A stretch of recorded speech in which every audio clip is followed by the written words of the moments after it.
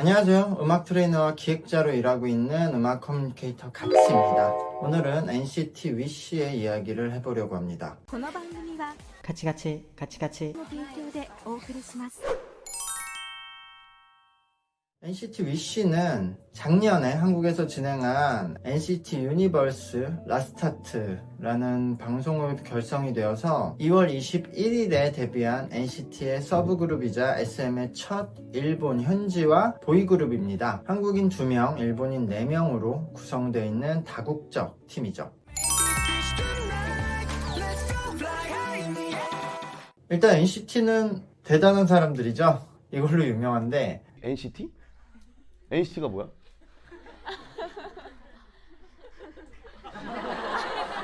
제가 지금 뭐라 그랬어요? 오, 아니야. NCT가 뭐야? 대단한 사람들이지. 이렇게 야. NCT는 SM의 보이그룹의 이름인데요. 국내에는 생소한 시스템이라서 약간 복잡하게 느끼는 분들이 많을 거예요. 이걸 뭐 간단하게 설명하기 쉽지 않은데, 기존의 아이돌 그룹 하나를 군단이라고 한다면 그 여러 개의 아이돌 그룹 군단을 묶어서 사단처럼 활용하겠다는 시스템인데요. 그 사단의 이름을 NCT라고 하는 겁니다. 실제 NCT로 설명을 해보면 영웅이라는 노래로 유명한 NCT 127이라는 아이돌 팀이 있거든요. 그리고 버퍼링, ISTJ로 유명한 NCT 드림이라는 팀이 있고요. 그리고 중국에서 활동하는 웨이션 V라는 팀이 있고요. 오늘 소개하는 NCT 위시라는 팀이 있습니다. 이 4개의 팀은 평소에는 각자 그냥 개별적인 팀으로 활동을 하고 있어요. 기존 아이돌 팀처럼요. 근데 그러다가 가끔 이 4팀이 전부 모여서 NCT라는 이름으로도 실제 앨범을 발매하고 활동을 하기도 하거든요. 그리고 이 전체 멤버들 안에서 섞어서 새로운 유닛을 내기도 하고요. 이제까지 NCT U 그리고 도재정이라는 유닛 활동을 했었죠. 이거 어떻게 보면 원래는 각자 다른 팀인데 그 팀 멤버들이 섞여서 유닛을 내는 건데, 그 모든 게 이 전체 NCT 사단 안에서 이루어진다고 보면 돼요. 원래 이 시스템은 일본에서는 흔하고 인기가 많은 시스템입니다. SM이 예전부터 일본의 아이돌 시스템을 적극적으로 가져와서 개량하고 발전시키는 것을 잘했는데요. 초반에는 일본의 자니스 그리고 에이벡스의 시스템을 많이 가져왔었는데요. NCT는 그 시작될 시점에 일본에서 가장 인기 있는 여러 개의 시스템을 모두 합쳐서 마치 최고의 시스템을 만들겠다, 이런 느낌으로 시작이 됐던 시스템입니다. 기본적으로는 일본의 대형 기획사 중 하나인 스타더스트 프로모션의 에비스 시스템을 가져온 건데요. 스타더스트 프로모션은 가상의 학교가 있다는 세계관을 만들어서 남자 학교, 여자 학교로 구분을 해서 아이돌 팀을 운영을 했어요. 실제 스타더스트 프로모션의 사무실이 있는 에비스라는 지명을 따서 에비스 남자 학교, 그리고 사립 에비스 여자 중학교라는 가상의 학교를 만들고요. 거기에 다니는 멤버들이 여러 가지 활동을 한다. 그게 아이돌 하나의 사단이 되고, 그 안에서 때로는 밴드 부활동을 한다, 이런 식으로 그런 밴드 유닛이 나오고, 이런 컨셉으로 팀들이 자유롭게 결성되고 해체가 되었어요. 그래서 이 에비스에서도 각기 따로 활동하는 여러 팀들이 존재하는데, 그들이 원래는 학교에 부활동을 하고 있을 뿐이고 실제로는 모두가 하나의 팀이라는 콘셉트예요. 그래서 이들도 NCT처럼 가끔 전체가 모여서 남자는 에비단이라는 이름으로, 여자는 스타더스트 플라넷이라는 이름으로 또 활동을 하거든요. 사실 여기는 원래 시작은 그 노래가 아니라 배우로 유명한 소속사여서 신인 배우들이 처음에 일이 없으니까 그들을 모여서 뭔가 마케팅 하자라고 시작된 세계관인데, 이게 이렇게 아이돌까지 진행이 됐던 건데, 어쨌든 오늘은 이 이야기가 메인이 아니니까 이 정도만 하고요. NCT는 기본적으로 요 에비스 시스템에 AKB48의 지역연고 시스템, 그리고 에그자일의 하이앤로우 프로젝트를 다 가져와서 합친 시스템이에요. 세계관이 중심이 되는 여성팀 에스파와 함께 SM의 시스템 핵심으로 만들려는 거대한 사단 프로젝트였던 거죠. 그래서 초반 NCT의 계획은 일본의 팀처럼 무한 개방, 무한 확장이 테마였어요. 계속 멤버들이 교체되고 섞이고 팀도 계속해서 늘어날 계획이었죠. 근데 한국에서는 생소한 시스템이었기 때문에 사람들은 시스템 자체를 복잡하게 생각을 했고, 그것이 진입장벽이 되어서 팬덤 확보가 매우 느렸습니다. 그래서 SM에서도 계속 변경하고 확장하고 하려던 계획을 포기하고 멤버 변경을 최소화하면서 사실상 그냥 각자의 팀으로 따로 활동하는 것에 집중을 시켰어요. 그리고 계속 확장을 시키면서 팀을 늘리려던 시스템도 이수만님이 SM을 떠나면서 중지가 되었고요. 그래서 이번에 나온 NCT 위치가 마지막 팀이라고 합니다.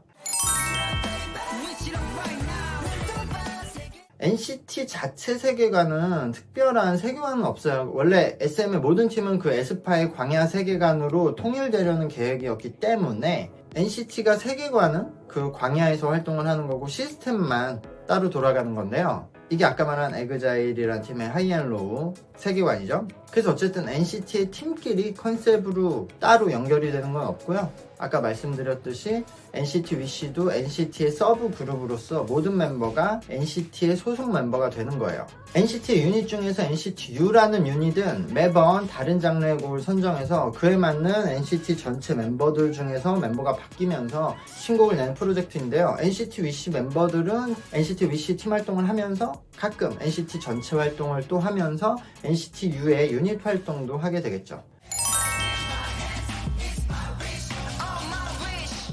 SM에서 NCT 위시는 현재는 한일 동시 데뷔 그리고 동시 활동팀으로 어느 한 곳의 팀이 아닌 컨셉이라고 말을 하고 있어요. 6명 중에 이제 4명이 일본인인데요. 이 친구들이 모두 한국어로 대화가 가능한 레벨이고 실제로 데뷔곡인 위시 그리고 프리 데뷔곡도 한국과 일본에서 동시 발매를 했고 요번에 위시는 한국어와 일본어 버전까지 동시 발매를 했거든요. 근데 원래 이 팀이 NCT의 도쿄 지점팀으로 계획을 시작했던 팀이에요. 아까 말씀드렸듯이 AKB의 지점 시스템을 가져와서 NCT 127의 127은 서울의 좌표 127을 붙여서 서울 지점팀이다 라고 한 거였거든요. 그래서 이 팀도 이수만님이 계획을 했었을 때는 도쿄의 지점팀으로 계획을 시작을 했었던 거예요. NCT 위시의 서바이벌 오디션 방송을 할 때도 SM이 일본 현지화 팀을 만드는 서바이벌이다 라고 홍보가 되었던 것 같아요. 근데 그게 진행 도중에 이수만님이 떠나고 또 SM 엔터테인먼트 재팬의 변화도 많이 있으면서 지금 여러 가지 상황 때문에 그냥 한일 동시 데뷔 및 동시 활동 팀이다 라고 된 것 같아요. 근데 기존의 그 중국의 웨이션비도 중국 지점 팀이었으나 거의 빠르게 한국에서도 같이 활동을 시켰어요. 그리고 하이브 재팬의 엔드팀도 일본에서 데뷔하고 몇 달 안 돼서 다음 해에 바로 한국 활동을 시작을 했거든요. 그러니까 동시 활동이라고 해도 뭐 큰 차이는 없는 느낌이다 라고 생각됩니다.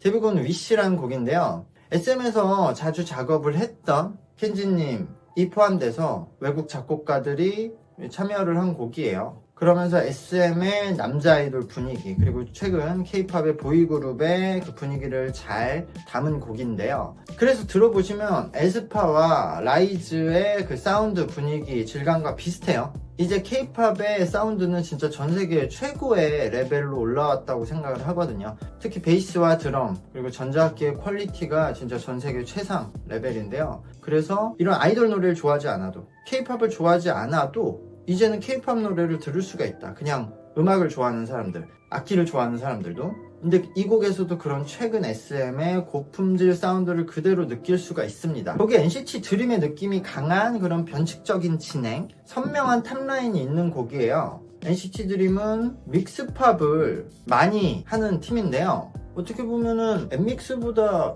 NCT 드림의 믹스팝 곡이 더 많은 것 같은데 이 곡은 저는 NCT 드림이 그대로 불러도 좋았었고 크게 히트를 하고 위화감이 전혀 없을 것 같아요. NCT 드림이 하는 그런 변칙적인 곡 진행을 조금 정제해서 타이틀곡 형식으로 뽑아낸 곡 같거든요. 저는 최근에 K-팝에 나온 곡들과 비교해도 굉장히 좋은 곡이라고 생각이 듭니다. 전통적으로 일본에서는 가장 인기가 있던 한국 소속사가 SM이었는데요. 근데 먼저 현지화 팀을 시작한 JYP와 하이브의 최근 분위기를 완전 뺏겼었죠. 그래서 중요한 NCT 위시의 시작이었는데요. 현재 판매량은 10만 장 정도 나온 상태입니다. 그러니까 최근 분위기가 그대로 반영이 된 느낌이에요. 그러니까 데뷔팀이 앨범 10만 장을 판매한 것만 놓고 보면 꽤 좋은 성적이라고 할 수 있거든요. 그러나 이런 JYP랑 하이브랑 비교를 하면 경쟁팀에 비해서는 약간 분위기가 죽어있다. 딱 그 정도의 수치. 하이브 재팬에서 엔드팀이 데뷔했을 때보다 살짝 좋지 않죠? 그리고 또 하나, NCT 위시는 SM과 일본의 에이벡스의 네트워크를 통해서 일본에서 엄청 광고를 많이 했어요. 하이브라고 해도 일본이라는 큰 음악 시장에 외국 회사가 들어가서 엄청나게 막 다양하게 홍보할 수단이 없어요. 근데 이번 팀은 엔드팀보다 훨씬 많이 홍보가 되었어요. 제가 한국 회사가 첫 현지화 팀을 낼 때 이 정도로 홍보하는 거는 못 본 것 같아요. CJ도 처음 할 때 이 정도까지 할 수는 없었거든요. 뭐 그래서 어쨌든 앨범 판매량은 그래도 어느 정도 수준이 나왔지만 사실 곡의 인기가 생각보다 높지 않다. 그런 상황입니다.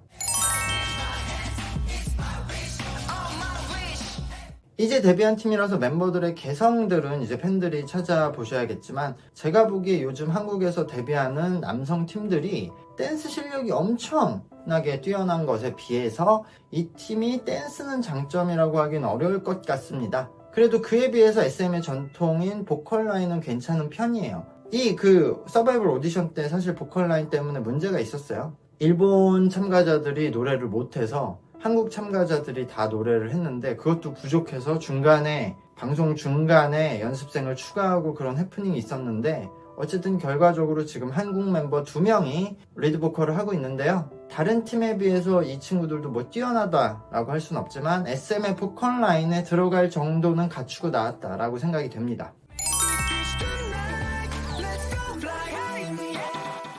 사실 NCT의 시스템 그리고 에스파의 광야 세계관 등이 비판도 많이 받았고 결국 이제 모두 멈춰버렸는데요. 이 시스템이 활발하게 이루어지고 있는 일본의 예를 보면 저는 이런 시스템과 세계관의 자체의 장점은 아직도 높다고 생각을 하거든요. SM에서 이걸 너무 빨리 도입했거나 서둘러서 진행을 하면서 실패를 했다고 생각해요. 지금 다시 이 시점에서 다시 제대로 하면 전 다를 수도 있다. 일본에서는 먼저 한 개의 팀이 인기팀으로 확실히 자리를 잡고 나서 그 팀의 멤버들을 중심으로 마케팅을 하면서 팀을 늘려나가거든요. 근데 NCT는 처음부터 너무 많은 계획만 가지고 막 진행했던 것이 좀 문제지 않았나. 팬덤 장사의 이 시스템은 확실한 강점이 있다고 증명이 되었기 때문에 저는 한국에서도 누군가에 다시 시도되고 인기도 얻을 수 있다라고 생각이 됩니다. 사실 이미 예전에 SM에서도 SM타운이라는 이름으로 소속 가수들 다 모아서 프로젝트 앨범도 내고 뭐 공연도 했었고요.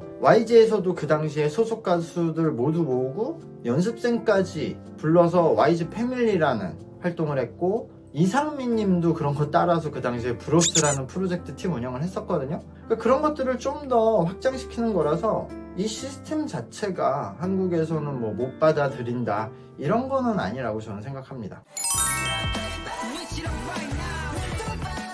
일본에서도 그렇고 한국에서도 이 데뷔곡은 많이 들어보셨으면 합니다. 음원은 말씀드렸듯이 NCT 드림, 라이즈, 보이넥스트 도어의 퀄리티에 근접하거든요. K-팝의 프로듀싱 능력이 일본의 현지 팀들과 차별성을 만들어낸다고 생각을 하는데요. 아무리 곡이 좋고 멤버들의 능력이 좋아도 아이돌의 성적은 팬덤 형성이 중요하잖아요. K-팝이 일본에서 인기가 엄청 많고 대형 기획사들이 많이 있다고 해도 실제로 일본 현지에서 K-팝 팀들이 할 수 있는 마케팅은 굉장히 한계가 많다는 걸 느끼고 있는데요. 한국에서도 더 많이 관심을 가져주시고 좋은 팀들은 응원을 해주셨으면 좋겠습니다. 오늘 영상은 여기까지고요. 영상의 좋아요와 채널 구독도 부탁드리겠습니다.